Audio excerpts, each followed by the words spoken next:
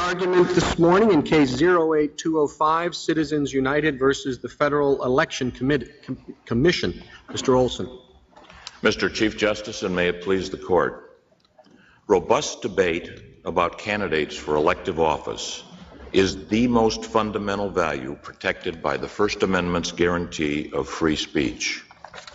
Yet that is precisely the dialogue that the government has prohibited if practiced by unions or corporations, any union or any corporation. The government claims it may do so based upon the Austin decision that corporate speech is by its nature corrosive and distorting because it might not reflect actual public support for the views expressed by the corporation. The government admits that that radical concept of requiring public support for the speech before you can speak would even authorize it to criminalize books and signs. This Court needs no reminding that the government, when it is acting to prohibit, particularly when it is acting to criminalize speech that is at the very core of the First Amendment, has a heavy burden to prove that there is a compelling governmental interest that justifies that prohibition and that the regulation adopted, in this case a criminal statute, is the most narrowly tailored necessary to accomplish that compelling governmental interest. Mr. Olson, are you taking the position that there is no difference in the First Amendment rights of an individual? A corporation, after all, is not endowed by its creator with inalienable rights. So is there any distinction that Congress could draw between corporations and natural human beings for purposes of campaign finance? What the Court has said in the First Amendment context, New York Times versus Sullivan, Grosjean versus Associated Press, and over again, is that corporations are persons entitled to protection under the First Amendment. Now, would that include today's mega corporations where many of the investors may be foreign individuals or entities? The Court in the past has made no distinction based upon the nature of the entity that might own a share of a corporation. Own many shares. Pardon? Nowadays, there are foreign interests, even foreign governments, that own not one share, but a goodly number of shares. I submit that the Court's decisions in connection with the First Amendment and corporations have in the past made no such distinction. Could they, in your view, in the view that you're putting forth, that there is no distinction between an individual and a corporation for First Amendment purposes, then any mega corporation, even if most of the investors are from abroad, Congress could not limit their spending? I'm not saying that, Justice Ginsburg. I'm saying that the First Amendment applies. Then the next step is to determine whether Congress and the government has established a compelling governmental interest and a narrowly tailored remedy to that interest. If the Congress, and there's no record of that in this case of which I'm aware, certainly the government has not advanced it in its briefs, that there is some compelling governmental interest because of foreign investment in corporations. If there was, then the Court would look at, determine how serious is that interest, how destructive has it been to the process, and whether maybe the limitation would have something to do with the ownership of shares of a corporation or something. Do you think Congress could prevent foreign individuals from funding speech in United States elections? The private individuals, foreigners who want to... That's, of course, a different question. I haven't studied it, Justice Scalia. Well, it's not different. I asked it because I thought it was related. The fundamental point here is... And let me start with this, and I think we should start with this, and the government hardly mentions this, the language of the First Amendment. Congress shall make... Mr. Olson, would you answer Justice Ginsburg's question? Yes or no? leaving aside foreign investors, does the First Amendment permit any distinction between corporate speakers and individual speakers? I'm not aware of a case that Justice... I'm not asking you that. In your view, does it permit that distinction? My view is based upon the decisions of this court, and my view would be that unless there's a compelling governmental interest and a narrowly... If there is a compelling government, can there be any case in which there's a different treatment of corporations and individuals in your I would not rule that out, Justice Stevens. I mean, there may be, I can't imagine all of the infinite varieties of potential problems that might exist, but we would eventually come back to the narrow tailoring problem anyway. What the government has done here is prohibit speech. I don't know how many unions there are in this country, but there are something like 6 million corporations that filed tax returns in 2006. Well, Mr. Olson, do you think that media corporations that are owned or principally owned by foreign shareholders have less First Amendment rights than other media corporations in the United States? I don't think so, Justice Alito, and certainly there is no record to suggest that there is any kind of problem based upon that. And I come back to the language of the First Amendment. Congress shall make no law. Now, what this court has repeatedly said is that there may be laws inhibiting speech if there's a compelling governmental interest and a narrowly tailored remedy. But there is no justification for this. I was going to say that 97% of the 6 million corporations that filed tax returns in 2006 had assets less than $5 million. Assets, not net worth. So we're talking about a prohibition that covers every corporation in the United States, including nonprofit corporations, limited liability corporations, subchapter S corporations, and every union in the United States. You use the word prohibition, Mr. Olson. One answer to that is that no entity is being prohibited, that it's a question of not whether corporations can contribute, but how. They can use PACs, and that way we assure that the people who contribute are really supportive of the issue, of the candidate. But so the corporation can give, but it has to use a PAC. I respectfully disagree. The corporation may not expend money. It might find people, stockholders or officers, who wanted to contribute to a separate fund who could then speak. That one, to use the words of one justice, that's ventriloquist speak. I would say that it's more like surrogate speech. If you can find some other people that will say what you want to say and get them to contribute money through a process that this justice But who is the you? I mean, the you, those are the directors, the CEO, not the shareholders. We don't know what they think. Well, this statute is not limited to cases where the shareholders agree or don't agree with what the corporation says. As the court said in the Bellotti case, the prohibition would exist whether or not the shareholders agreed. But let me go back to your question. It covers totally owned corporations too, doesn't it? Yes. I mean, if I own all the stock in a corporation, the corporation still can't. Yes, and it includes membership corporations such as Citizens United. That and the individual contribution also covers people who'd like to give $2,500 instead of $2,400, which is the limit. And maybe there are 100 million or 200 million people in the United States who, if they gave $2,500 rather than $2,400, nobody could say that that was really an effort to buy the senator or the congressman. So is that unconstitutional too? No, well, what this court has said is that in connection with contribution limitations, there is a potential compelling governmental interest. This is what Buckley says. Yeah. But expenditures, which is what we're talking about today, do not concern the question, the actual threat of quid pro quo corruption or the appearance of quid pro quo corruption. And you know, Justice Breyer, what the court said in that case is because it's not inhibiting someone from actually speaking, it's giving money so to here, someone. the obvious argument is, look, they said the compelling interest is that people think that representatives are being bought. Okay? That's, to put it in a caricature, but you can understand what I'm driving at. Okay? That's what they say in Buckley v. Vallejo.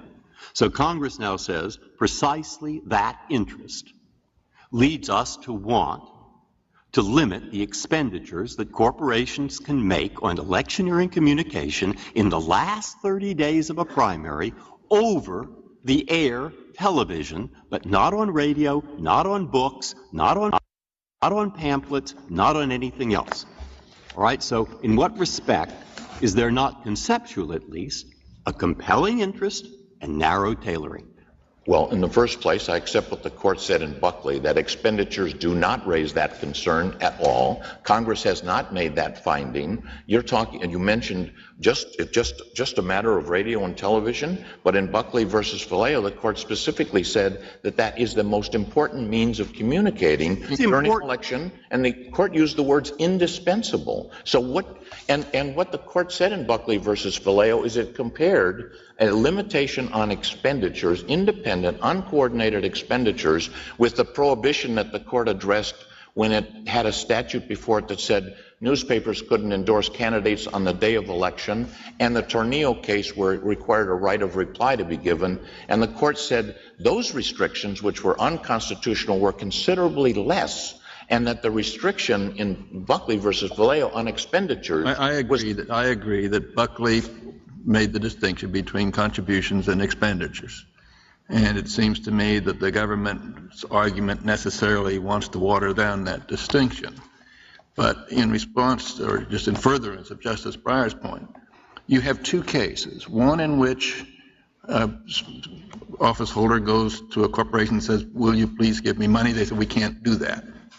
The other is in which a corporation takes out an ad for the candidate, which relieves that candidate of the responsibility of substantial television coverage on it. Isn't that about the same? Well, in the first place, if there's any coordination, and I think Buckley says no. Buckley but as says, a practical matter, is that always true? well, it may not always be true. In the infinite potential applications of something like that, Justice Kennedy, anything might possibly be true. And Justice Breyer said, well, what if Congress thought, or what if Congress thought the people might think that that was kind of somehow suspect? That is not a basis for prohibiting speech by a whole class of individuals. Well, of course, it was a basis for prohibiting speech by in the sense of giving contributions above $2,400 by 300 million people in the United States. But the point, which I think is the one Justice Kennedy was picking up, is are we arguing here, between you and my questions, is the argument in this case about the existence of a compelling interest? Because Congress seemed to think that there was certainly that. It's this concern about the perception that people are, say, buying candidates. Are we arguing about narrow tailoring? Congress thought it was narrow tailoring. Or are we arguing about whether we should second-guess Congress on whether there is enough of a compelling interest and the tailoring is narrow enough? You must always second-guess Congress when the First Amendment is in play. And we're arguing, we're discussing both the compelling governmental interest and the narrow tailoring, and what there is not a sufficient record. The reason the government has shifted position here, they were first of all talking about the so-called distortion rationale in Austin, the distortion rationale which they seem to have abandoned in the supplemental briefs filed in connection with this argument, and they resorted to the appearance of corruption. There isn't a sufficient record of this. But what about the district court's finding? Wasn't there a finding before the three-judge court that federal officials know of and feel indebted to corporations or unions who finance ads urging their election or the defeat of their opponent? There was a finding of fact to that effect, was there not? Yes, there is something to that effect in the district court opinion, but it doesn't cover all corporations. It didn't focus in specifically on expenditures. So if they just covered large corporations, so you take out the mom and pop single shareholder.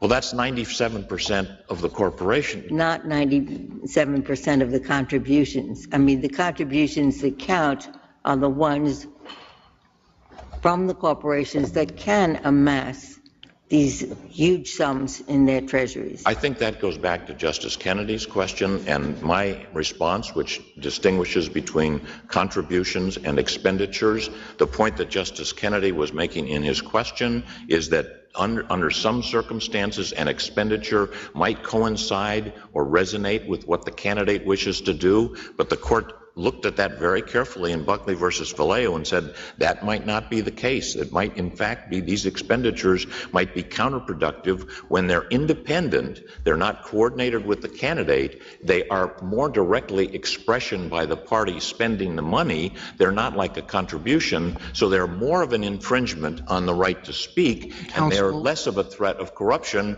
because there's no quid pro quo there, and if there is, it would be punishable as a crime. Counsel, in your discussion of Austin, you rely on its inconsistency with Bellotti.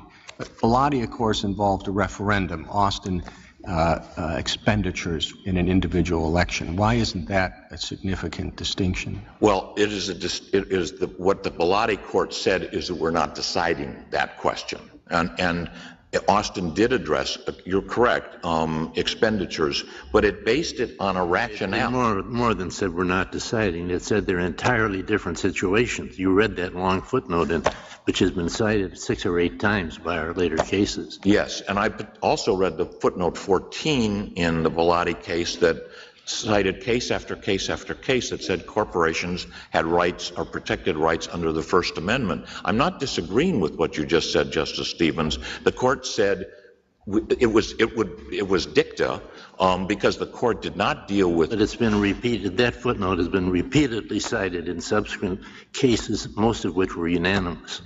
Well, because it was, and I agree that the Bellotti court was not discussing that, but the Bellotti court also did discuss it precisely in that footnote. It said it's a different case. I understand, and I don't disagree with what you've just said, Justice Stevens. It didn't say it had come out differently. It just said we're not deciding that's the point I'm trying to make. I don't mind citing that. Bellotti didn't decide that. What Bellotti also said is, and I think that this is also in many decisions of this court, the inherent worth of speech in terms of its capacity for informing the public does not depend upon the identity of the source, whether corporation, association, union, or individual. Now that we've cleared up that Bellotti didn't decide the question, what is the distinction that, why don't you think that distinction makes sense? In other words, a corporation, you don't have the potential for corruption if a corporation is simply speaking on a referendum that may directly affect its interest. If you're dealing with a candidate,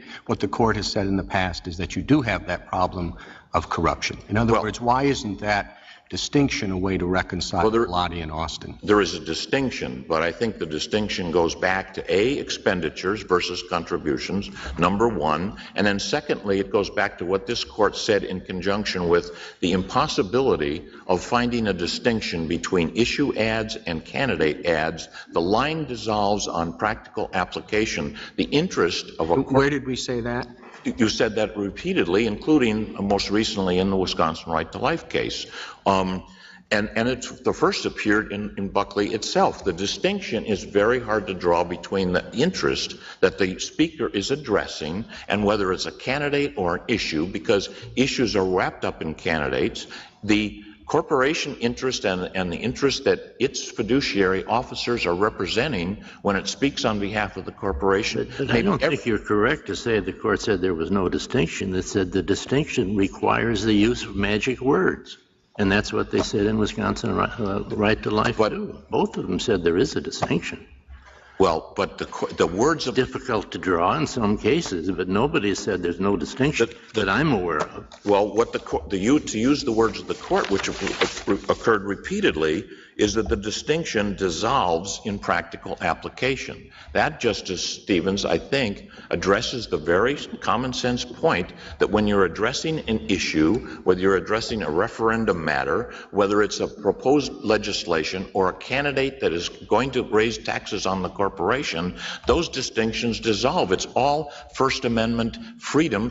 I thought that Buckley had narrowed the statute precisely to magic words and still found it unconstitutional as applied to corporations that made independent expenditures. Isn't Yes. that what happened in Buckley? The $1,000 limit in Buckley was first of all limited to the magic words candidacy expression. Then secondly, the court and the words of the statute were any person, which included corporations, found the statute as narrowed, unconstitutional, and said. And some of the plaintiffs were corporations. Some of the plaintiffs were corporations. At that point, wasn't the even cases, discussed in the opinion, was it? It wasn't discussed in the opinion, but what was discussed in the opinion was the breadth of the definition of person, which did include corporation. Corporations were parties in the case, and in that part of the Buckley case, the court repeatedly cites cases involving corporations, including NAACP versus Alabama and New York Times versus Sullivan, all cases involving corporations. So while it wasn't specifically discussed, it was a part of the decision of the court that a $1,000 limitation was worse, more restrictive than the restriction of editorials appearing on Election Day or requiring a newspaper to give a right of reply.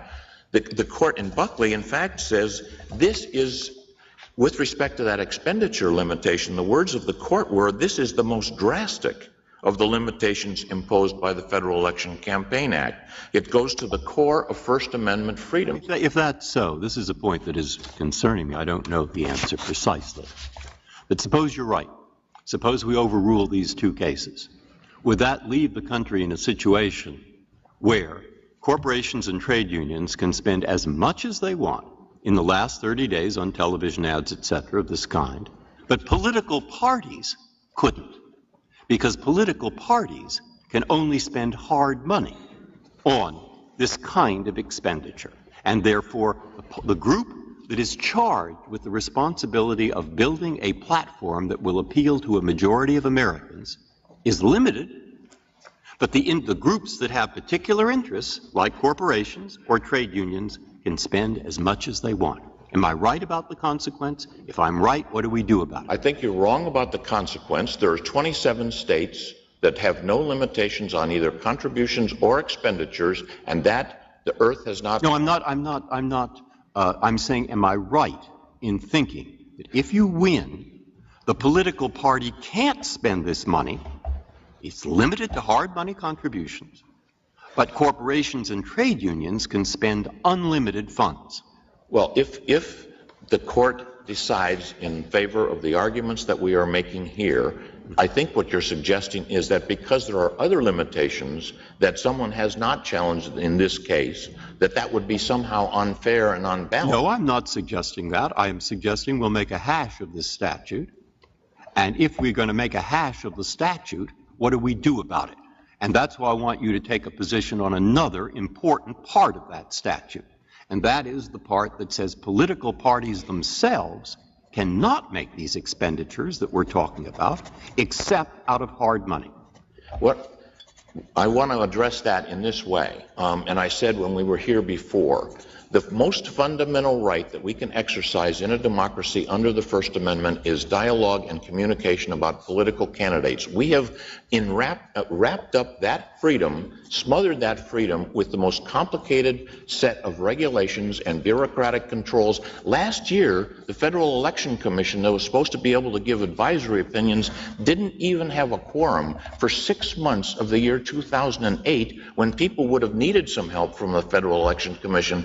What I'm saying in answer to your question, Justice Breyer, there are, I suspect, all kinds of problems with federal election laws, where they apply to parties and where they apply to what candidates might do and so forth, but that has never been a justification. We will uphold a prohibition on all kinds of people speaking because if we allowed them to speak, someone else might complain that they don't get to speak as much as they would like. Well, with reference to any incongruities that might flow from our adopting your position, are you aware of any case in this court which says that we must refrain from addressing an unconstitutional aspect of the statute because the statute is flawed in some other respects as well? No, I'm not, and I think that was what I was attempting to say in response to what Justice Breyer was asking me. Mr. Olson, are you giving up on your earlier arguments that there are ways to avoid the constitutional question to resolve this case? I know that we asked for further briefing on on this particular issue of overturning two of our court's precedents. But are you giving up on your earlier arguments that there are statutory interpretations that would avoid the constitutional question? No, Justice Sotomayor. There are all kinds of lines that the court could draw which would provide a victory to my client. There are so many reasons why the federal government did not have the right to criminalize this 90-minute documentary that had to do with elections. But what the court addressed specifically in the Washington Right to Life case is that the lines, if they are to be drawn, must not be lines that are ambiguous, that invite litigation, that hold the threat of prosecution over an individual. And in practical application, that is what Mr. Olson, my difficulty is that you make very impassioned arguments about why this is a bad system that the courts have developed in its jurisprudence. But we don't have any record developed below. You make a lot of arguments about how far and the nature of corporations, single stockholder corporations, et cetera. But there's no record that I'm reviewing that actually goes into the very question that you're arguing exists, which is a patchwork of regulatory and jurisprudential guidelines that are so unclear. I would like to answer that, and there are several answers to it, and I'd like to reserve the balance of my time for rebuttal. It is the government has the burden to prove the record that justifies telling someone that wants to make a 90-minute documentary about a candidate for president that they will go to jail if they broadcast it. The government has the obligation, and the government had a long legislative record and plenty of opportunity to produce that record, and it's their obligation to do so. Mr. Olson, may I ask one question you can answer on rebuttal? No one has commented on the National Rifle Association's amicus brief. None of the litigants have. That's in response to Justice Sotomayor's thought that there are narrow ways of resolving the problem before us. On rebuttal, will you tell us what your view on their solution to this problem is? I will, Justice Stevens. Thank you. Why don't you tell us now? We'll give you time for rebuttal. Don't keep us in suspense. Every line, including the lines that would be drawn in several of the amicus briefs, and they're not the same, put the entity who wishes to speak before you again a year from now, because the movie might be shorter, it might be video on demand, it might be a broadcast, it might have a different tone with respect to a candidate. Every one of those lines puts the speaker at peril that he will go to jail or be prosecuted, or there will be litigation, all of which chills speech and inhibits individuals. No, but to answer my question, the line suggested by the NRA is the line identified by Congress in the Snow-Jeffords Amendment dealing with individual financing of speech, which would separate all of these problems. What is your comment on that possible solution to that? I would like to take advantage of Justice Stevens' offer and respond to that during the rebuttal, Mr. Chief Justice. Thank you, Mr. Olson.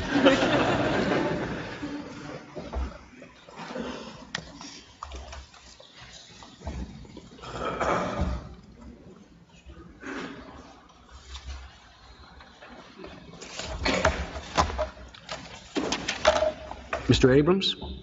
Mr. Chief Justice, and may it please the Court, the first case cited to you by Mr. Olson happened to be New York Times against Sullivan. And I'd like to begin by urging two propositions on you from that case. In that case, the Court was confronted with a situation where the Times made three arguments to the Court. They said, for us to win, they said, you either have to revise, basically federalize libel law to a considerable degree, which they did, or they said, we only sold 390 copies in Alabama, so you could rule in our favor by saying there was no jurisdiction, or they said, we didn't even mention Sheriff Sullivan's name, so you could rule in our favor on the ground that they haven't proved a libel case. The Court did the first. It did the first, which is the broader rather than the narrowest way to address the question. And I suspect they did it. Don't know, but I suspect they did it because they had come to the conclusion that the degree of First Amendment danger by the sort of lawsuits which were occurring in Alabama and elsewhere was something that had to be faced up to by the court now, or... Mr. Abrams, the Times against Sullivan did not involve overruling precedents of this court that have been followed by this court and others. So I think the situation... That's true, Your Honor. It did involve overruling 150 years of American jurisprudence.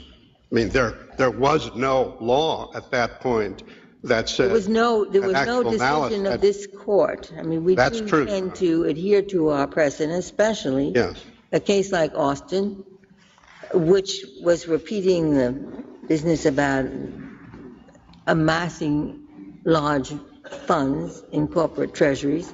Was not a new idea in Austin, and it was repeated after Austin. But there was Times against Sullivan, I think, is quite distinct. The question that was posed here is it a proper way to resolve this case to overrule one precedent in full and another in part?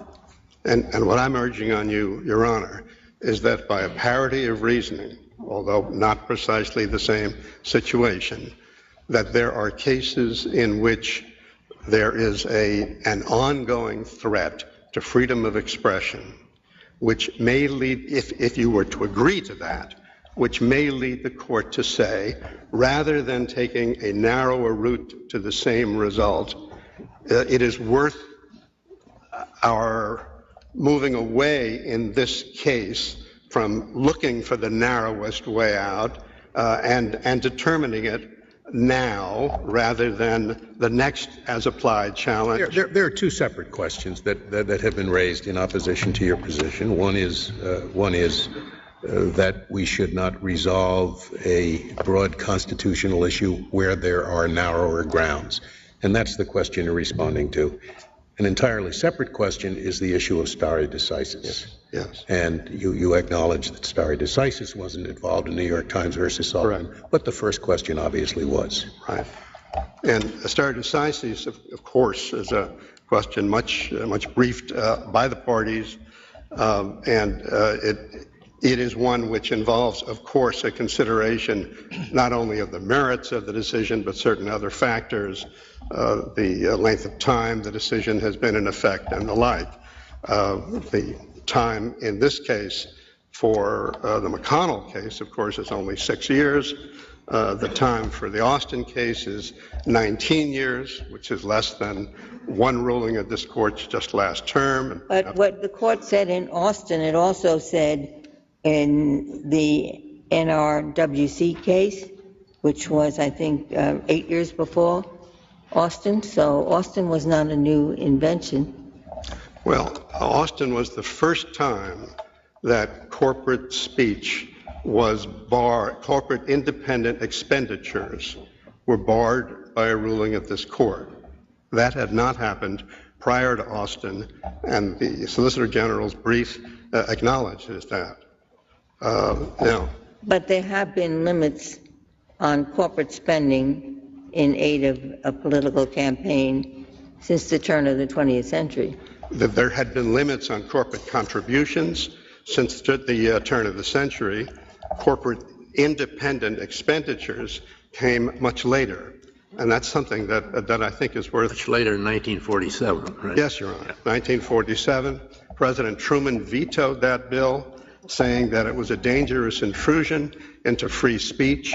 That has always been an area of enormous controversy, not just in the public sphere, but in the judicial sphere. The early cases about Taft-Hartley were ones in which what the court did was to basically say in one case after another that the statute did not govern the particular facts of the case so as to avoid... But those were union cases, weren't they, rather than corporate? Yes, they were 3 union cases, and the case after that essentially was Buckley. And Buckley held unconstitutional the limits posed there to independent expenditures. So all I'm saying is that This is not a situation as if we have an unbroken amount of years throughout American history in which it has been accepted that independent expenditures could be barred. It has always been a matter of high level of controversy with courts at first and understandably shying away from facing up to the issue directly, and then the first ruling on point. But have you read Justice Rehnquist's dissent in the Bellotti case? I'm sorry, Your Honor? Have you read Justice Rehnquist's dissent in the Bellotti case? Yes. Yeah. I have.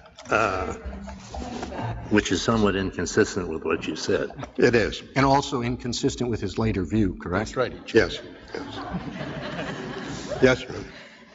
Going back to the question of stare decisis, the one thing that is very interesting about this area of law for the last 100 years is the active involvement of both state and federal legislatures in trying to find that balance between the interest of protecting, in their views, how the electoral process should proceed and the interest of the First Amendment. And so my question to you is, once we say they can't, except on the basis of a compelling government interest narrowly tailored, are we cutting off, or would we be cutting off, that future democratic process?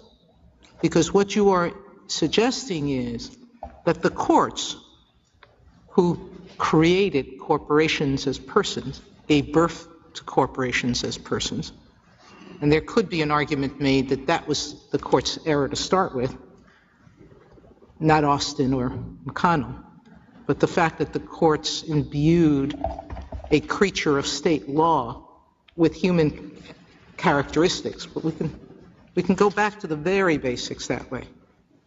But wouldn't we be doing some more harm than good by a broad ruling in a case that doesn't involve for business corporations and actually doesn't even involve the traditional nonprofit corporation? It involves an advocacy corporation that has a very particular interest. Your Honor, I don't think you'd be doing more harm than good in vindicating the First Amendment rights here, which transcend that of Citizens United. I mean, I think, reading my friend's brief on the right, they come, some of them at least, come pretty close to saying there must be a way for Citizens United to win this case other than a broad way. In my view, the principles at stake here are the same. Citizens United happens to be a sort of a paradigmatic example of the sort of group speaking no less about who to vote for or not who to vote for, or what to think about a potential ongoing candidate for president of the United States. But in lots of other situations, day by day, there is a block to public discourse caused as a result of this congressional legislation. And so we think it is not a matter of cutting off what legislatures can do. They can still pass legislation doing all sorts of things. They could do public funding. They could do many other things that don't violate the First Amendment. If we're right in saying that independent expenditures, that category of money leading to speech that we're talking about today, if we're right that is the sort of speech which is at the core of the First Amendment, then you would be doing only good by ruling that way today across the board. Thank you, Your Honor. Thank you, Mr. Abrams.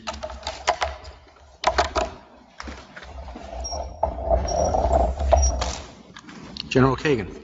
Mr. Chief Justice, and may it please the Court, I have three very quick points to make about the government's position.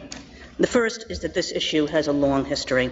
For over 100 years, Congress has made a judgment that corporations must be subject to special rules when they participate in elections, and this Court has never questioned that judgment. Number two. Wait. We never questioned it, but we never approved it either. And we gave some really weird interpretations to the Taft-Hartley Act in order to avoid confronting the question. I'll repeat what I said, Justice Scalia. For 100 years, this Court, faced with many opportunities to do so, left standing the legislation that is at issue in this case. First, the contribution limits, then the expenditure limits that came in by way of Taft-Hartley, and then, of course, in Austin, specifically approved those limits. I don't understand what you're saying. I mean, we're not a self-starting institution here. We only disapprove of something when somebody asks us to. And if there was no occasion for us to approve or disapprove, it proves nothing whatever that we didn't disapprove it. Well, you're not a self-starting institution, but many litigants brought many cases to you from 1907 onwards. And in each case, this Court declined the opportunity to invalidate or otherwise interfere with this legislation. But that judgment was validated by Buckley's contribution expenditure line. And you're correct if you look at contributions, but this is an expenditure case, and I think that it doesn't clarify the situation to say that for 100 years, to suggest that for 100 years we would have allowed expenditure limitations, which in order to work at all have to have a speaker-based distinction, exemption for media, content-based distinction, time-based distinction. We've never allowed that. Well, I think Justice Stevens was right in saying that the expenditure limits that are in play in this case came into effect in 1947.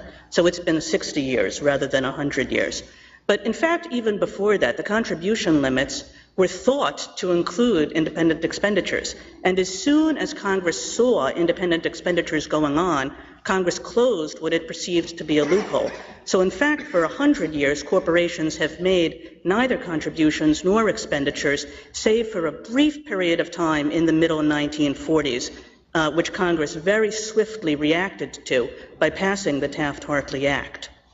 Now, the reason that Congress has enacted these special rules, and this is the second point that I wanted to make. Before you go to your second point, may I ask you to clarify one part of the first, namely your answer to the question I posed to Mr. Olson. Namely, why isn't the Snow-Jeffords Amendment, which was picked on by Congress itself, which is argued by the NRA, an appropriate answer to this case? That was my third point, Justice Stevens. Oh, I'm sorry. So we'll just skip over the second. My third point is that this is an anomalous case, in part because this is an atypical plaintiff. And the reason this is an atypical plaintiff is because this plaintiff is an ideological, nonprofit. So you're giving up the distinction from MCFL that you defended in your opening brief? There you said this doesn't qualify as a different kind of corporation because it takes corporate funds. And now you're changing that position? No, I don't think we're changing it. MCFL is the law, and the FEC has always tried to implement MCFL faithfully, and that's what the FEC has tried to do. But if you... So I guess, do you think MCFL applies in this case, even though the corporation takes corporate funds from for-profit corporations? I don't think MCFL as written applies in this case, but I think that the court could, as lower courts have done, adjust MCFL, potentially to make it apply in this case, although I think that that would require a remand. What lower courts have done, MCFL was set up, it was written in a very strict kind of way, so that the organization had to have a policy of accepting no corporate funds whatsoever. Some of the lower courts, including the D.C. Circuit, which of course sees a lot of these cases, have suggested that MCFL is too strict, that it doesn't... Do you think it's too strict? The FEC has no objection to MCFL being adjusted in order to give it some flexibility. So you want to give up this case, change your position, and basically say you lose solely because of the questioning that we've directed on re-argument? Solely because, I'm sorry? Because of the question we've posed on re-argument. No, I don't think that that's fair. We continue to think that the judgment below should be affirmed. If you're asking me, Mr. Chief Justice, as to whether the government has a preference as to the way in which it loses, if it has to lose, what case of ours suggests that there's a hierarchy of bases on which we should rule against a party when both of them involve constitutional questions?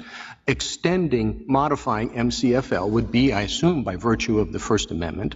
Overruling Austin would be by virtue of the First Amendment. So what case says we should prefer one as opposed to the other? I think the question really is the Court's standard practice of deciding as-applied challenges before facial challenges.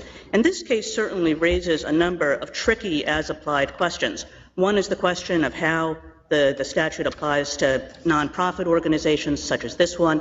Another is the question of how it applies to VOD transmissions.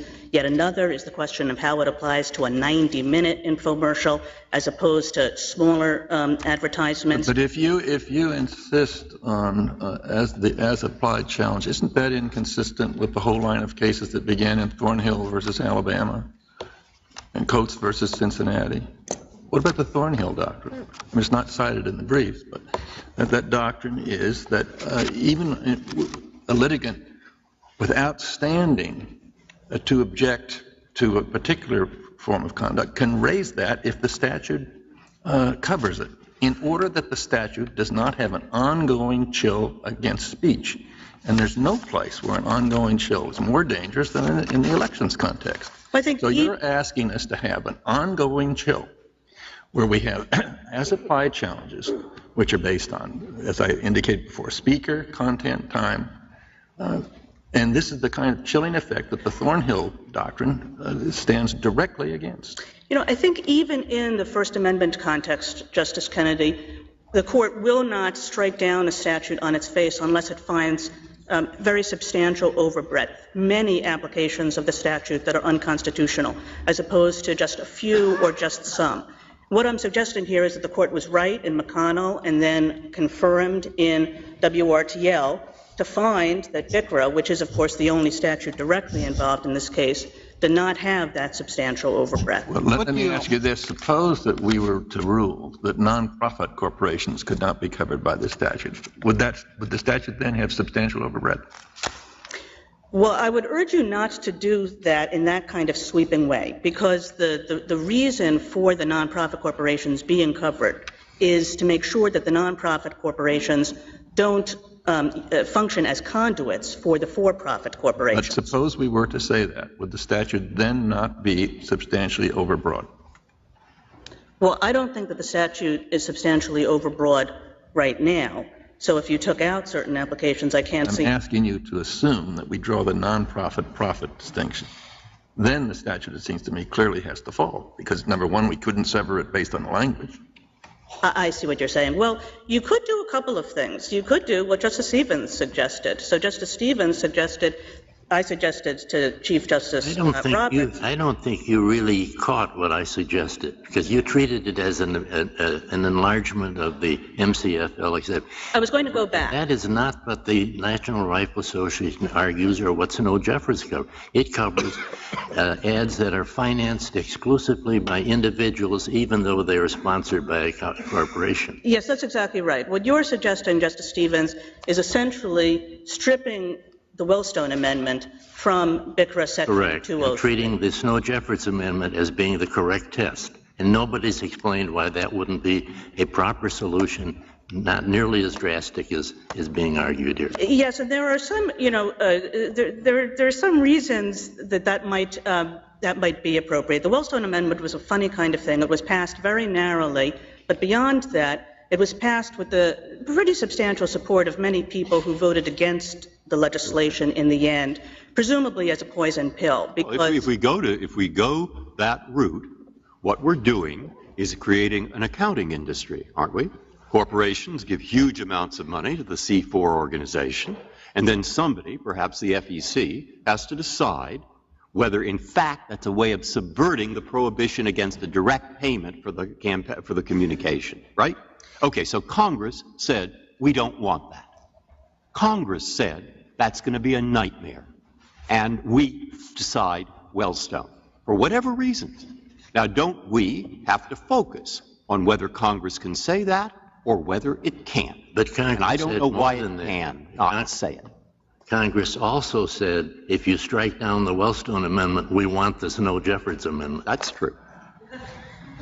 And why shouldn't we follow that direction? If you strike down the Wellstone Amendment, what is left is the Snow-Jeffords Amendment, which allows nonprofit organizations of the kind here to fund these ads out of separate bank accounts, not PACs, just separate bank accounts, which include only individual expenditures. And why is that not the wisest narrow solution to the problem before us? Well, it is certainly a narrower and, I think, better solution than a facial invalidation of the whole statute. Counsel, what do you understand to be the compelling interest that the court articulated in Austin?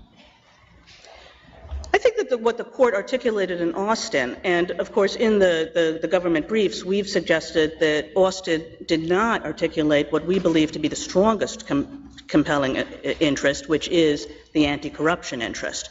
But what the court articulated in Austin was essentially a concern about corporations using the corporate form to appropriate other people's money for expressive purposes. Right. So, but you've more or less abandoned is too strong a word, but as you say, you've relied on a different interest, the quid pro quo corruption. And you articulate in page 11 of your brief, you recognize that this court has not accepted that interest as a compelling interest. So isn't it the case that as you view Austin, it's kind of up for play in the sense that you would ground it on an interest that the court has never recognized? Well, a couple of points. The first thing is, as you say, we have not abandoned Austin. We have simply said that in addition to the other people's money interest that... Where in your supplemental briefing do you say that this aggregation of wealth interest supports Austin? I would not really call it an aggregation of wealth interest. I would say that it's a concern about corporate use of other people's money to election. Putting it outside, putting the quid pro interest aside, where in your supplemental briefing do you support the interest that was articulated by the court in Austin? Where we talk about shareholder protection and where we talk about the distortion of the electoral process that occurs when corporations use their shareholders' money, who may or may not... I understand that to be a different interest. That's the shareholder protection interest, as opposed to the fact corporations have such wealth and they distort the marketplace. Well, I think that they're connected because both come... So am I right then in saying in the supplemental briefing you do not rely at all on the market distortion rationale on which Austin relied? Not the shareholder rationale, not the quid pro quo rationale, the market distortion issue. These corporations have a lot of money. We do not rely at all on Austin to the extent that anybody takes Austin to be suggesting anything about the equalization of a speech market. So I know that that's the way many people understand the distortion rationale of Austin, and if that's the way the court understands it, we do not rely at all on that. So if we have to preserve, if we are going to preserve Austin, we have to accept your invitation that the quid pro quo interest supports the holding there or the shareholder protection interest. I would say either the quid pro quo interest, the corruption interest, or the shareholder interest, or what I would say is something related to the shareholder interest that is, in truth, my view of Austin, which is a view that when corporations use other people's money to electioneer, that is a harm not just to the shareholders themselves, but a sort of broader harm to the public that comes from distortion of the electioneering that's done by corporations. Let's talk about overbreadth. Let's assume that that is a valid interest. What percentage of the total number of corporations in the country are not single shareholder corporations? The local hairdresser, the local auto repair shop, the local new car dealer. I don't know any small business in this country that isn't incorporated. And the vast majority of them are sole shareholder owned. Now, this statute makes it unlawful for all of them to do the things that you're worried about, distorting the interests of other shareholders. That is vast overbreadth. You know, I think that the single shareholders can present these corruption problems. Many closed corporations, single shareholder corporations. I'm not talking about the corruption interest. You have your quid pro quo argument. That's another one. We can get to that when we get there. But as far as the interest you're now addressing, which is those shareholders who don't agree with this political position are being somehow cheated. That doesn't apply probably to the vast majority of corporations in this country. You're quite right, Justice Scalia. When it comes to single shareholders, the kind of other people's money interests, the shareholder protection interests do not apply. Well, that can't be the justification, because if it were, the statute would be vastly overbroad. There, the strongest justification is the anti-corruption interest. Well, with respect to that, what is your answer to the argument that more than half the states, including California and Oregon, Virginia, Washington State, Delaware, Maryland, a great many others, permit independent corporate expenditures for just these purposes? Now, have they all been overwhelmed by corruption? A lot of money is spent on elections in California.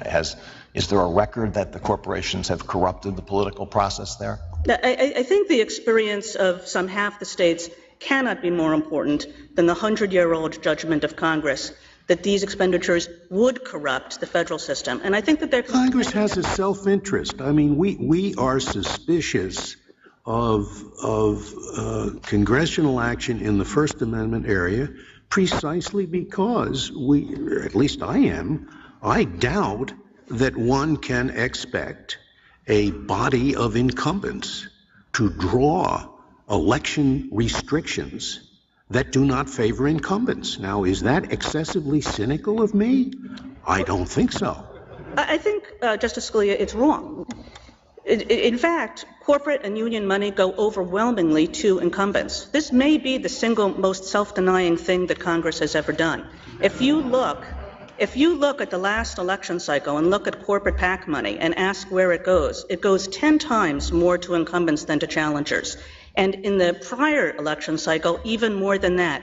And for an obvious reason, because when corporations play in the political process, they want winners. They want people who will produce outcomes for them. And they know that the way to get those outcomes, the way to get those winners, is to invest in incumbents. And so that's what they do. As I said, in double digits times more than they invest in challengers. So I think that rationale, which is undoubtedly true in many contexts, simply is not the case with respect to this legislation. But under your position, if corporations A, B, and C are called to Washington every Monday morning by a high-ranking administrative official or a high-ranking member of the Congress with a committee chairmanship, and told to toe the line and to tell their directors and their shareholders what the policy ought to be, some other corporation can't object to that during the election cycle. The government silences a corporate objector, and those corporations may have the most knowledge of this on the subject. Corporations have lots of knowledge about environment, transportation issues, and you're silencing them during the election. Well, when other corporations, because of the very fact you just point out, have already been used and are being used by the government to express its views. And you say another corporation can't object to that. Well, to the extent, Justice Kennedy, that you're talking about what goes on in the halls of Congress, of course, corporations can lobby members of Congress in the same way that they could before this legislation. What this legislation is designed to do, because of this anti-corruption interest, is to make sure that that lobbying is just persuasion and it's not coercion. But in addition to that, of course, corporations have many opportunities to speak outside the halls of Congress. One of the amicus briefs responds to Justice Kennedy's problem by saying the problem is that we've got to contribute to both parties, and a lot of them do, don't they? A lot of them do, which is a suggestion about how corporations engage the political process and how corporations are different from individuals in this respect. You know, an individual can be the wealthiest person in the world, but few of us, maybe some, but few of us are only our economic interests. We have beliefs, we have convictions, we have likes and dislikes.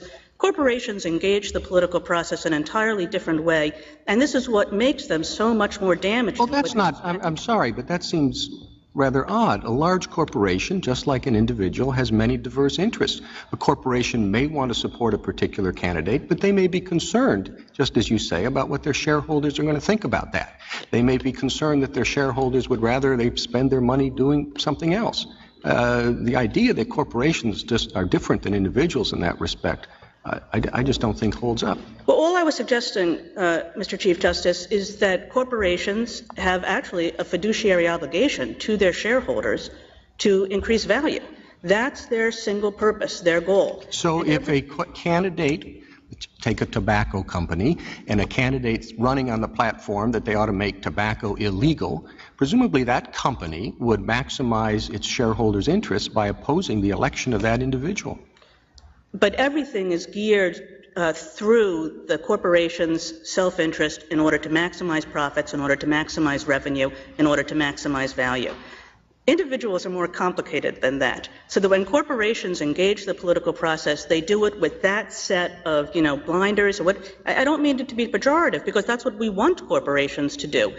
Well, I suppose some do, but let's say if you have 10 individuals and they each contribute $1,000 to a corporation, and they say, we want this corporation to convey a particular message, why can't they do that? When if they did that as a partnership, it would be all right.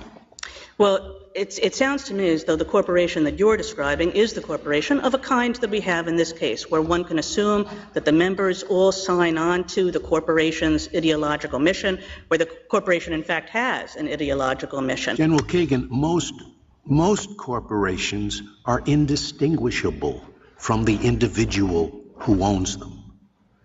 The local hairdresser, the new auto dealer who has just lost his dealership and who wants to oppose whatever congressman he thinks was responsible for this happening, or whatever congressman won't try to patch it up by getting the auto company to undo it. There's no distinction between the individual interest and the corporate interest. And that is true for the vast majority of corporations. Yet this law freezes all of them out. To the extent that we're only talking about single shareholder corporations, I guess I would ask why it's any burden on that single shareholder to make the expenditures to participate in the political process in the way that person wants to outside the corporate form. So single shareholders aren't suffering any burden here. They can do everything that they could within the corporate form, outside the corporate form. They probably don't get the tax break that they would get inside the corporate form, but I'm not sure anything else is very different. Oh, he wants to put up a sign on... Ultra vires would take care of about 90% of the smaller corporations that Justice Scalia is talking about. They can't even give money to charity sometimes because of ultra vires. Giving political contributions is not typical corporate activity. I remember spending quite a few days one summer reading through 1,000 pages of opinion in the D.C. Circuit, and I came away with the distinct impression that Congress has built an enormous record of support for this bill in the evidence. And my recollection is, but it's now a couple of years old, that there was a lot of information in that which suggested that many millions of voters think, at the least, that large corporate and union expenditures or contributions in favor of a candidate lead the benefited political figure to decide quite specifically in favor of the contributing or expending organization, the corporation or the union. Yes, Now, it was on the basis of that, I think, that this court upheld the law in FEC. But we've heard from the other side there isn't much of a record on this. So if you can save me some time here, perhaps you could point me, if I'm right, to those 1,000 pages of opinion and tens of thousands of underlying bits of evidence where there might be support for that proposition. Yes, that's exactly right, Justice Breyer, that in addition to just the 100-year-old judgment that Congress believes this is necessary, that very recently members of Congress and others created a gigantic record showing that there was corruption and that there was the appearance of corruption. And in that record, many times, senators, former senators, talk about the way in which fundraising is at the front of their mind in everything that they do, the way in which they grant access, the way in which they grant influence, and the way in which outcomes likely change as a result of that fundraising. And Counsel, could I ask, it seems to your shareholder protection rationale, isn't it extraordinarily paternalistic for the government to take the position that shareholders are too stupid to keep track of what their corporations are doing and can't sell their shares or object in the corporate context if they don't like it. I don't think so, Mr. Chief Justice. I mean, I, for one, can't keep track of what my where I hold. Well, you have a busy job. You can't expect everybody to do that. It's not that I have but a busy it is job. Extraordinary. I mean, the idea, and as I understand the rationale, is we the government, Big Brother, has to protect shareholders from themselves. They might give money, they might buy shares in a corporation, and they don't know that the corporation is taking out radio ads. The government has to keep an eye on their interests. I appreciate that. It's not that I have a busy job. It's that I, like most Americans, own shares through mutual funds. You don't know where your mutual funds are investing, so you don't know where you are investing. So it is. I mean, I understand. So it is a paternalistic interest. We, the government, have to protect you naive shareholders. In a world in which most people own stock through mutual funds, in a world in which most people own stock through retirement plans in which they have to invest, they have no choice, I think it's very difficult for individual shareholders to be able to monitor what each company they own assets in is doing, or even to know the extent of in that respect, it's unlike the union, because the worker who does not want to affiliate with the union cannot have funds from his own pocket devoted to political causes, but there's no comparable check for a corporation. That's exactly right, Justice Ginsburg. In the union context, of course, it's a constitutional right that the unions give back, essentially, the funds that any union member or employee in the workplace does not want used for electoral purposes. Does that mean that unions should be taken out because there isn't the same, the shareholder protection interest? There's no parallel for the union. You're right about that, but the government believes that with respect to unions, the anti-corruption interest is as strong and that unions should be kept in. I think what your point suggests, the union member point suggests why Congress might have thought that there was a compelling interest to protect corporate shareholders in the same way that, let's say, dissenting union members are protected by the Constitution. There's no state action, of course, so there's no constitutional right in the corporate context, but Congress made a judgment that it was an important value that shareholders have this choice, have the ability both to invest in our country's assets and also to be able to choose our country's leaders. But it's not investing in our country's... In the course of this argument, have you covered point 2? I very much appreciate I'd like that. to know what it is so that my notes are complete. I very much appreciate that, Justice Kennedy. I think I did cover point 2, which was an explication of some of the questions that the Chief Justice asked me about what interests the government was suggesting motivated these laws and are compelling enough such that this Court certainly should not invalidate these laws. I take it we have never accepted your shareholder protection interest. This is a new argument. You know, I think that that's fair. Certainly, Bilotti does not accept it. I would say, you know, national right to work is an interesting opinion because national right to work accepts for a unanimous court both the shareholder protection argument and the anti-corruption argument with respect to Section 441B in particular. Now, in later cases, the Court has suggested that national right to work was only focused on contributions. If you read national right to work, that distinction really does not it's not evident on the face of the opinion, and I think Chief Justice Rehnquist in a later dissent suggested that he had never understood it that way. But so national right to work is a confusion on this point. It might have accepted it. Other than that, and I think there may be some ambiguity there, but I wouldn't say that NRWC is a holding on shareholder protection. So to the extent you've abandoned the original rationale in Austin and articulated different rationales, you have two, the quid pro quo corruption interest and the shareholder protection interest. Which we think was in Austin.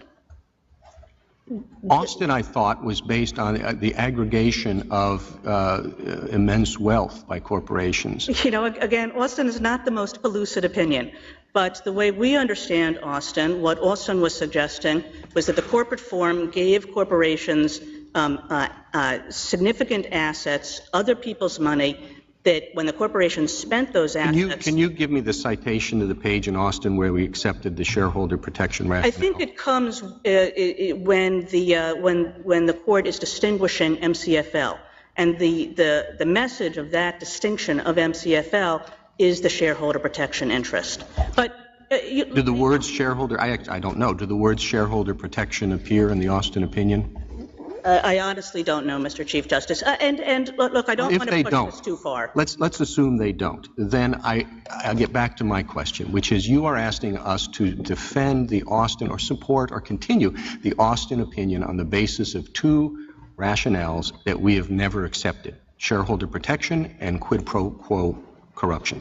Well, I would say on the quid pro quo corruption, of course, you've accepted that rationale in the context of many contributions, contexts. not expenditures. That's correct. And I think what has changed since that time is the BICRA record that Justice Breyer suggested, which was very strong on the notion that there was no difference when it came to corporate contributions and expenditures, that there actually was no difference between the two.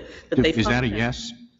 Is that a yes? In other words, you're asking us to uphold Austin on the basis of two arguments, two principles, two compelling interests we've never accepted in the expenditure. In this particular context, fair enough. And to undercut Buckley in so doing. Well, I don't think so, because I do think Buckley was about individuals rather than corporations, and Buckley was in 1976, not in 2009, after the very extensive record that was created in BICRA. I see my time is up. I don't... May I ask you just one question that was highlighted in the prior argument, and that was if Congress could say no TV and radio ads, could it also say no newspaper ads, no campaign biographies? Last time the answer was yes, Congress could, but it didn't. Is that still the government's answer? The government's answer has changed, Justice Ginsburg. It is still true that BICRA 203, which is the only statute involved in this case, does not apply to books or anything other than broadcast. 441B does, on its face, apply to other media, and we took the court's own reaction to some of those hypotheticals very seriously. We went back, we considered the matter carefully, and the government's view is that although 441B does cover full-length books, that there would be a quite good as-applied challenge to any attempt to apply 441B in that context. And I should say that the FEC has never applied 441B in that context. So for 60 years, a book has never been at issue. What happened to the overbreadth doctrine? I mean, I thought our doctrine in the First Amendment is if you write it too broadly, we're not going to pare it back to the point where it's constitutional. If it's overbroad, it's invalid. What happened to that? I don't think that it would be substantially overbroad, Justice Scalia, if I tell you that the FEC has never applied this statute to a book. To say that it doesn't apply to books is to take off, essentially nothing from the historic... We don't put our First Amendment rights in the hands of FEC bureaucrats. And if you say you're not going to apply it to a book, what about a pamphlet? I think a pamphlet would be different. A pamphlet is pretty classic electioneering. So this is no attempt to say that 441B only applies to video and not to print. Well, what if the particular movie involved here had not been distributed by video on demand? Suppose that people could view it for free on Netflix over the internet. Suppose that free DVDs were passed out. Suppose people could attend the movie for free in a movie theater. Suppose the exact text of this was distributed in a printed form. Now, in light of your retraction, I have no idea where the government would draw the line with respect to the medium that could be prohibited. Yes, well, none of those things, again, are covered. No, but could they? Which of them could and which could not? I understand you to say books could not. Yes, I think what we're saying is that There has never been an enforcement action for books. Nobody has ever suggested, nobody in Congress, nobody in the administrative apparatus has ever suggested that books pose any kind of corruption problem. So I think that there would be a good as-applied challenge with respect to that. So you're a lawyer advising somebody who's about to come up with a book, and you say, don't worry. The FEC has never tried to send somebody to prison for this. The statute covers it, but don't worry. The FEC has never done it. That going to comfort your client? I don't think so. But this statute doesn't cover books. No, that's exactly right. The only statute that's involved in this case does not cover books. So 441B, which does cover books, which does cover books, except that I've just said that there would be a good as-applied challenge, and that there has been no administrative practice of ever applying it to books, and also only applies to express advocacy. Right? 203 has a broader category of the functional equivalent of express advocacy, but 441B is only express advocacy, which part of the reason why it's never applied to a book is one cannot imagine very many books that would meet the definition of express advocacy as this court has understood that. Oh, I'm sorry. We suggested some in the last argument. You have a history of union organizing and union involvement in politics, and then the last sentence says, in light of all this, vote for Jones. I think that wouldn't be covered, Mr. Chief Justice. The FEC is very careful and says this in all its regulations to view matters as a whole. And as a whole, that book would not count as express advocacy. Thank you, General.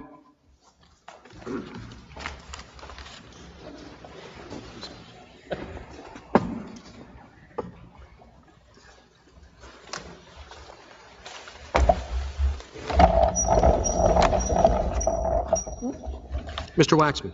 Mr. Chief Justice, and may it please the Court, the requirement that corporations fund electoral advocacy the same way individuals do, that is, with money voluntarily committed by people associated with the corporation, is grounded in interests that are so compelling that 52 years ago, before Buckley was decided, before FECA was enacted, before Buckley-style quid pro quo corruption was ever addressed, this court explained that, quote, what is involved here is the integrity of our electoral process and not less the responsibility of the individual citizen for the successful functioning of that process. If the court now wishes to reconsider the existence and extent of the interests that underlie that sentiment expressed for the court by Justice Frankfurter in the context of a prosecution of union officials for running television ads supporting political candidates, it should do so in a case in which those interests are forthrightly challenged with a proper and full record below. One of the amicus briefs, maybe it was Professor Hayward, if I'm getting that right, suggested the history of this 1947 provision was such that it really wasn't enforced because people were concerned about the First Amendment interest, and that the courts, to the extent cases were brought, did everything they could to avoid enforcing the limitations. Well, I don't recall who the professor was either, Mr. Chief Justice, but I do recall pretty well the history that was recounted, I would say the history that was recounted by this court in the auto workers case, in CIO, in the pipe fitters case, which is quite inconsistent with that. We've never had a case until this court's supplemental order. We've never had a case that challenged directly, quote, Austin and Austin-style corruption, which is a term I think that is quite misleading. When the sober-minded Elihu Root was moved to stand up in 1894 and urge the people of the United States and urge the Congress of the United States to enact legislation that would address, quote, a constantly growing evil which has done more to shake the confidence of plain people of small means of this country in our political institutions than any practice which has ever obtained since the founding of our government. He was not engaging in a high-level discussion about political philosophy. But he was talking about contributions in that context. That's quite clear. With all due respect, Justice Kennedy, I don't think that there was any distinction whatsoever in that time between the distinction that this court came to understand as a result of FECA and its adjudication of FECA and that really the prehistory of Taft-Hartley between contribution and expenditure. For this reason, Justice Kennedy, what Root said was the idea, and I'm quoting now from his speech, which is also partly reprinted in this court's opinion in McConnell, the idea is to prevent the great companies, the great aggregations of wealth from using corporate funds directly or indirectly to send members of the legislature to these halls in order to vote for their protection and the advancement of their interests as against those of the public. Great aggregations of wealth. The brief by the Chamber of Commerce, the amicus brief by the Chamber of Commerce, points out that 96% of its members employ less than 100 people. These are not aggregations of great wealth. You're not talking about the railroad barons and the rapacious trusts of the Elihu Root era. You're talking mainly about small business corporations. Justice Scalia, I take your point, and I think you have made this point forcefully many times before.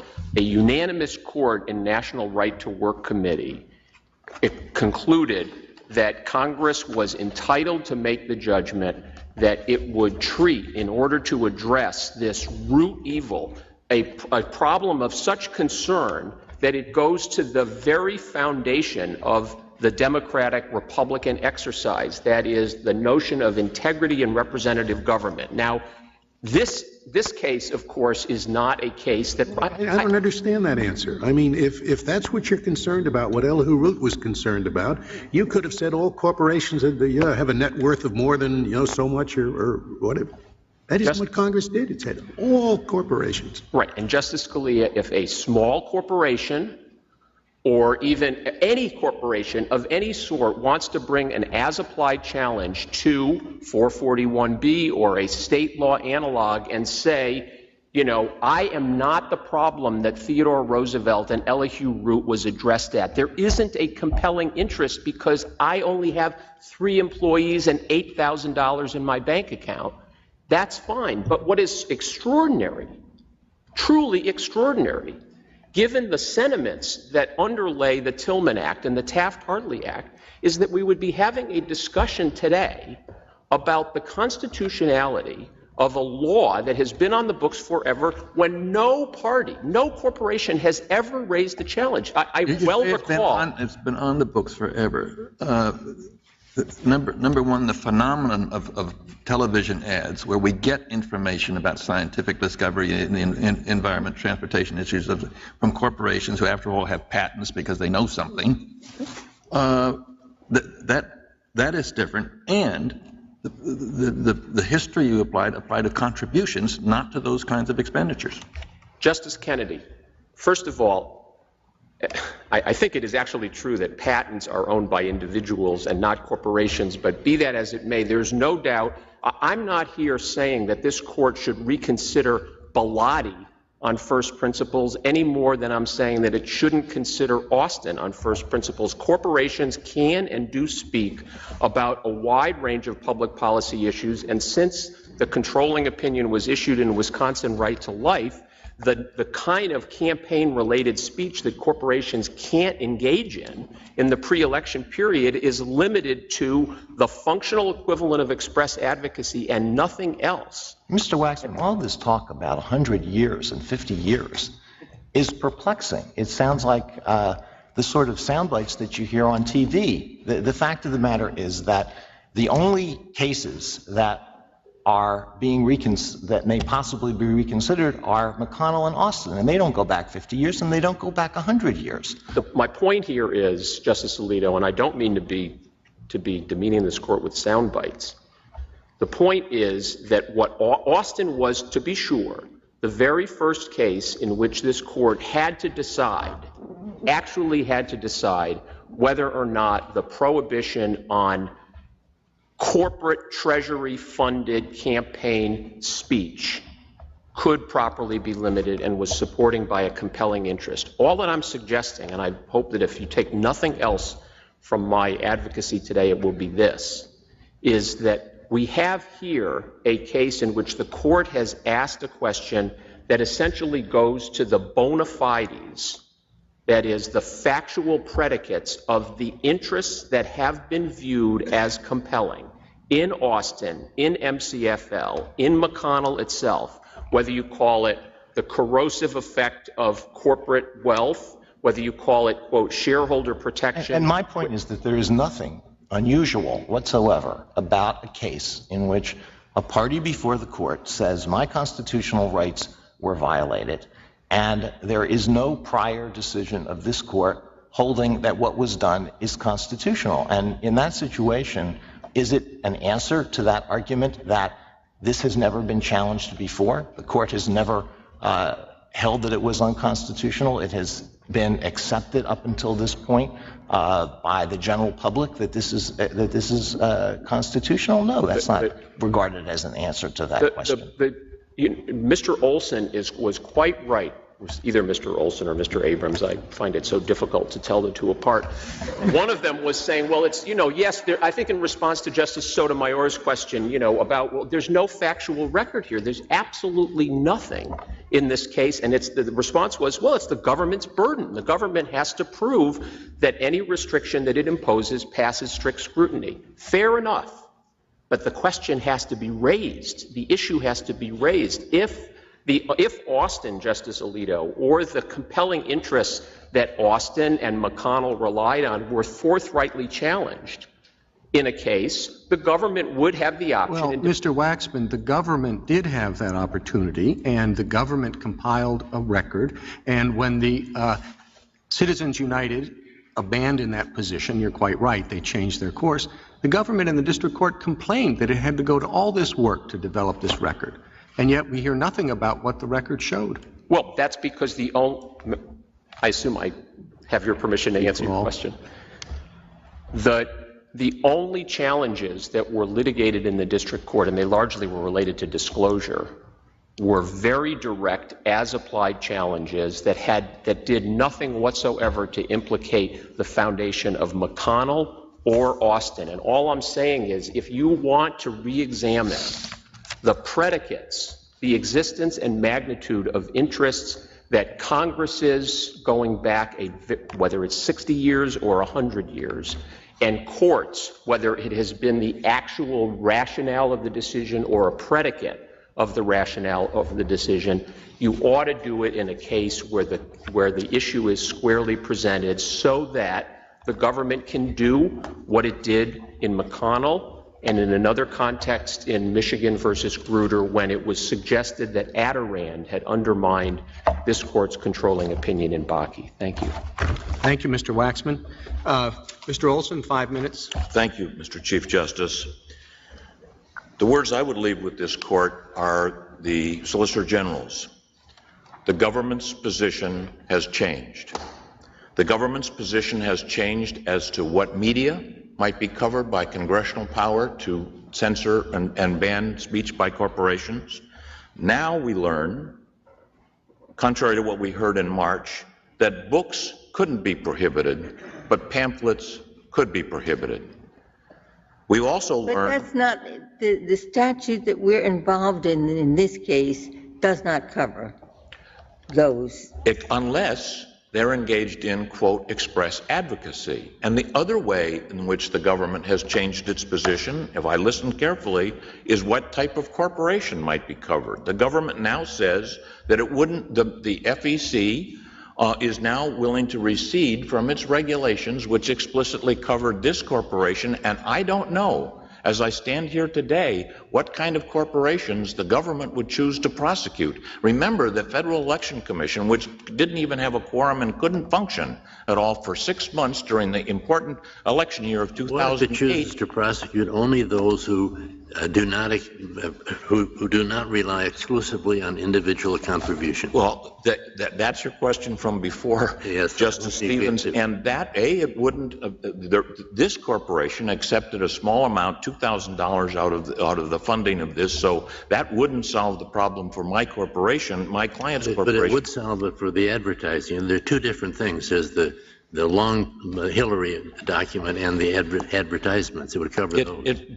But they're the only ones that are clearly violate the statute. My point is that the overbreadth of this statute, that solves the problem by saying that corporations still can't speak, and if you don't have anything to do with them, they wear a scarlet letter that says C. If you accept $1 of funding, and you better make darn sure that when a check comes in for $100 from the XYZ hardware store in the neighborhood, that it wasn't a corporation that you used to make a documentary about a candidate. The other way in which the government's position has changed is we do not know. Does that mean you disagree with the NRA submission? I submit that it does not solve the problem. It would lead exactly. If it solved the problem, as it would for the advertising, would it be an appropriate solution? I can't say that if it solved the problem, because it doesn't solve the problem of prohibiting all corporate speech. And I think, and I'm submitting, Justice Stevens, that that's unconstitutional. I think what you're suggesting is that some limitation, that what you're suggesting is not a whole lot different than PAC. It would lead, I think Justice Breyer was saying, an accounting nightmare. It would be but it's a nightmare that Congress endorsed in the Snow-Jefferson. Well, but the Wellstone Amendment sort of, in a sense, repealed. And we've held the Wellstone Amendment literally cannot be applied. Well, we unanimously held that. I think my response is that does not solve the problem of inhibiting of one so overbroad. You do not endorse the NRA's position. We don't, Justice Stevens, and as I said, it wouldn't exempt my clients. The third way in which the government's changed its position is its rationale for this prohibition in the first place. Is it corruption? Is it shareholder protection? Is it equalization? There was some dispute.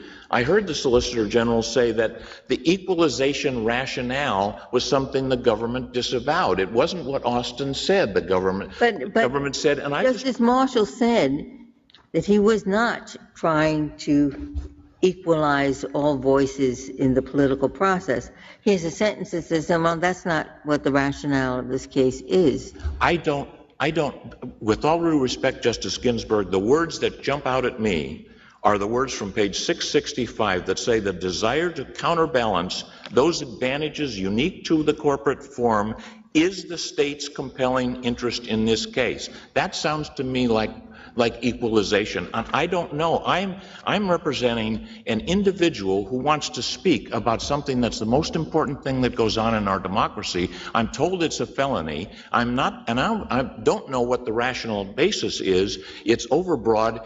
Now I hear about this protecting shareholders. There's not a word in the congressional record with respect to which was before the court in the McConnell case about protecting shareholders.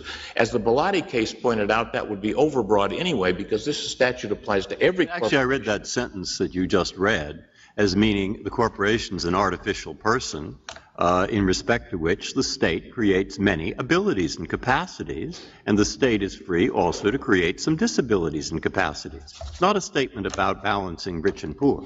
Well, it strikes me that it is, because it follows the words that say corporations are given unique advantages to aggregate wealth, and then we must take away that advantage by equalizing the process. I think that's plain meaning. But my point, I guess, is, if I may finish this sentence briefly, my point is that the government here has an overbroad statute that covers every corporation, irrespective of what its stockholders think, irrespective of whether it's big, whether it's general, a big railroad baron or anything like that. And it doesn't know, as it stands here today, 2 years after this movie was offered to the public for its view, what media might be covered, what type of corporation might be covered, and what compelling justification or narrow standard would be applied to this form of speech.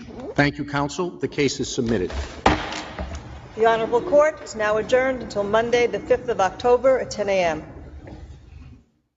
So just in furtherance of Justice Breyer's point, you have two cases, one in which office holder goes to a corporation and says, will you please give me money? They said, we can't do that.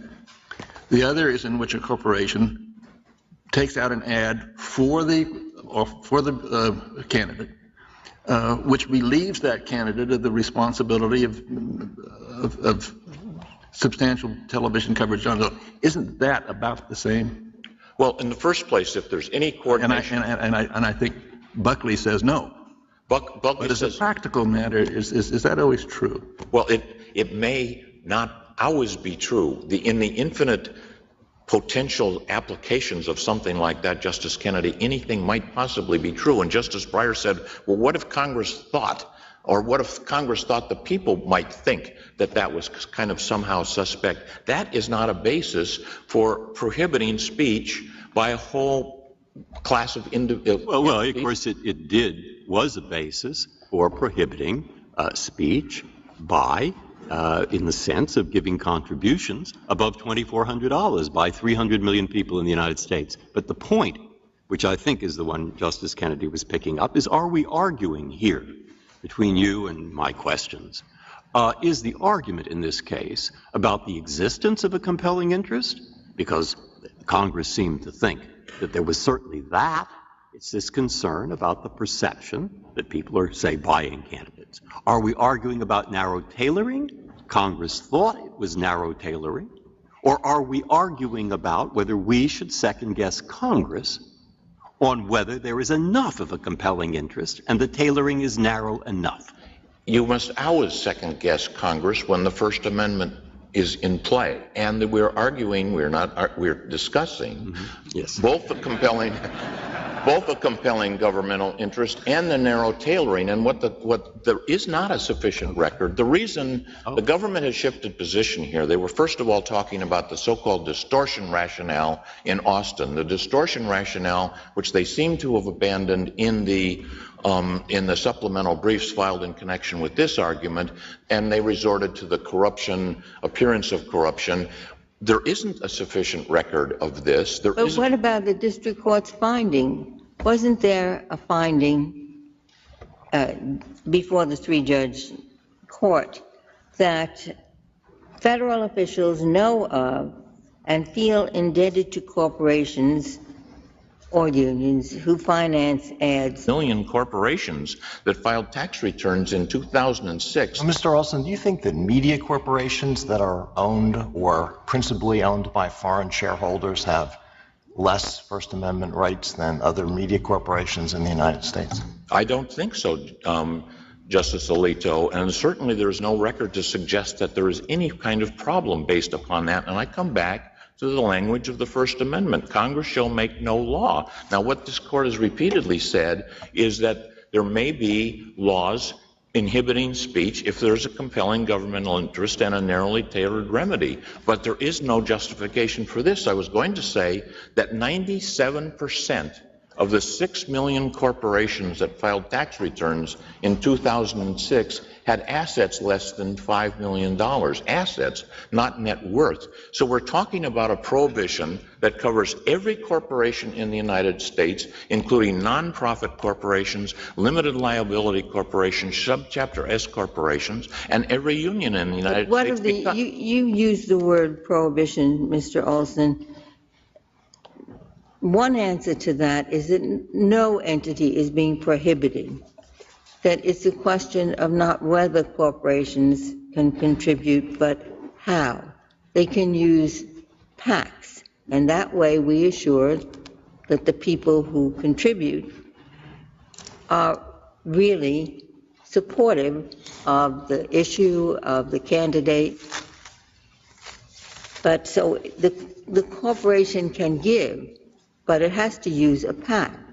I respectfully disagree. The corporation may not expend money. It might find people, stockholders or officers, who wanted to contribute to a separate fund who could then speak. That one, to use the words of one justice, that's ventriloquist speak.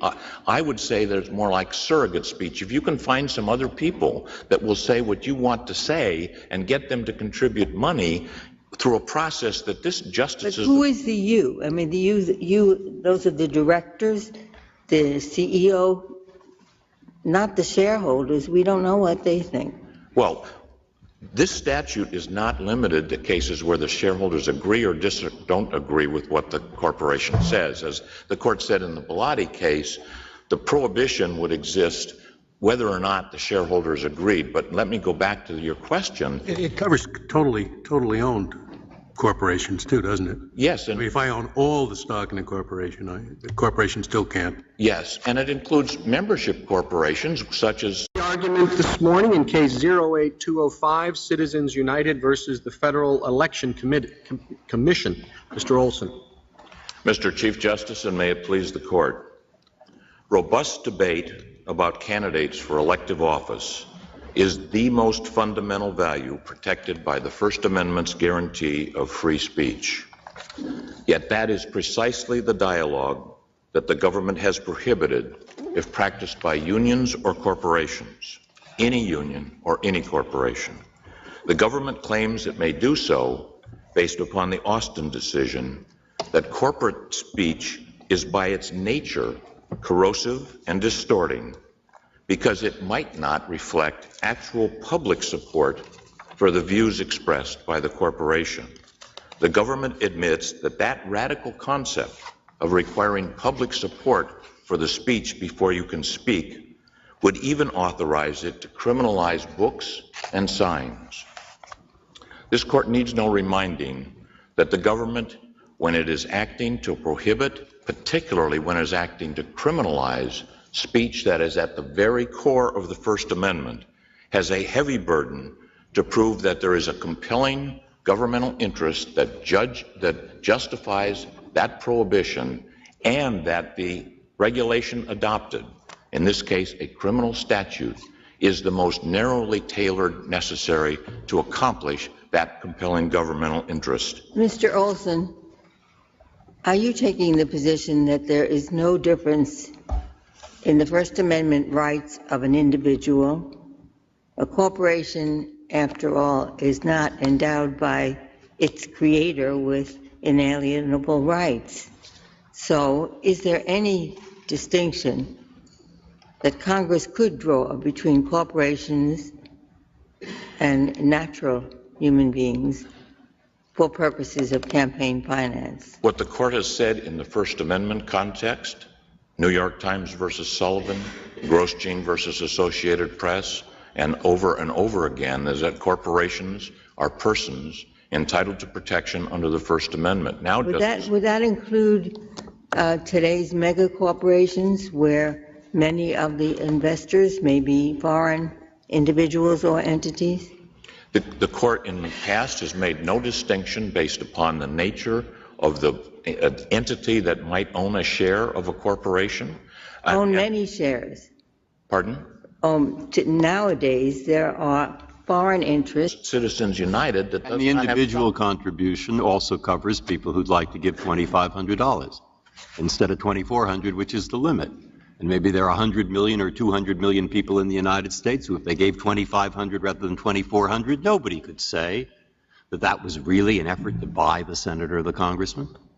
So is that unconstitutional too? No. Well, what this court has said is that in connection with contribution limitations, there is a potential compelling governmental interest. This is what Buckley says. Yeah. But expenditures, which is what we're talking about today, do not concern the question, the actual threat of quid pro quo corruption or the appearance of quid pro quo corruption. And you know, Justice Breyer, what the court said in that case is because it's not inhibiting someone from actually speaking, it's giving money so to here, someone. the obvious argument is, look, they said the compelling interest is that people think that representatives are being bought.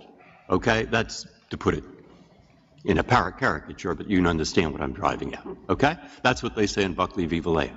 So Congress now says precisely that interest leads us to want to limit the expenditures that corporations can make on electioneering communication in the last 30 days of a primary over the air television, but not on radio, not on books, not on pamphlets, not on anything else.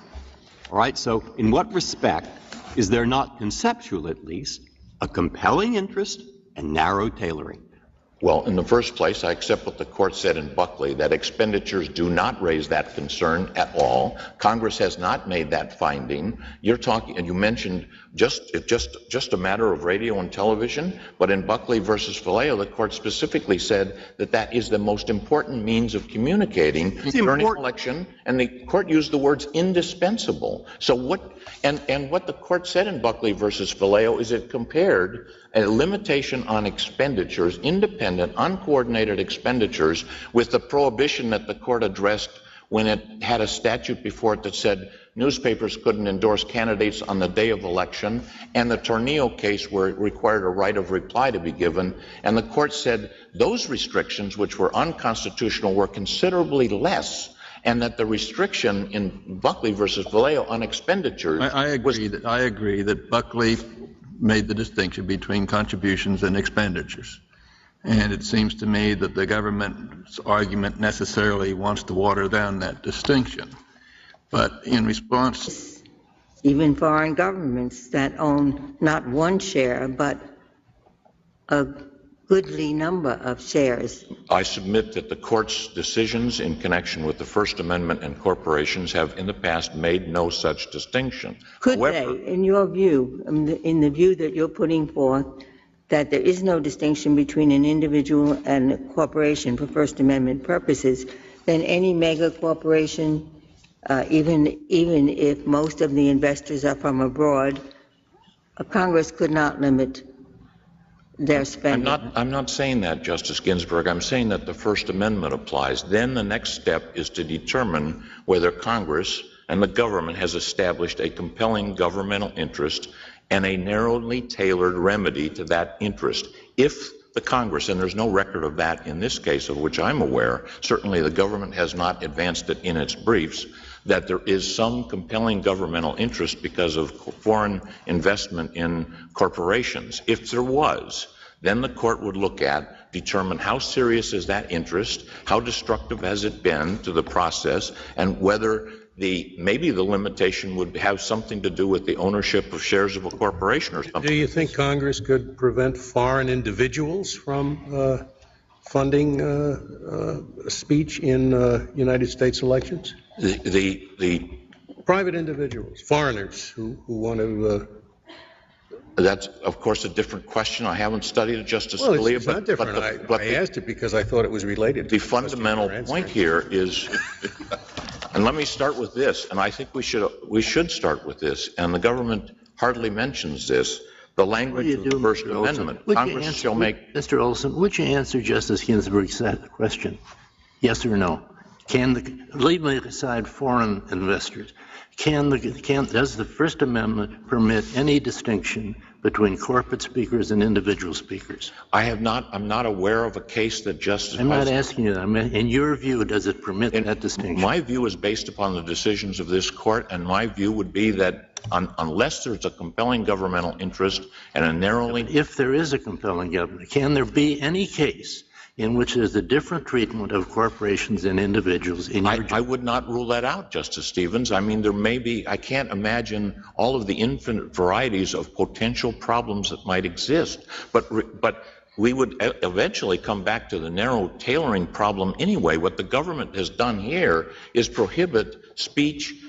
I don't know how many unions there are in this country, but there are something like 6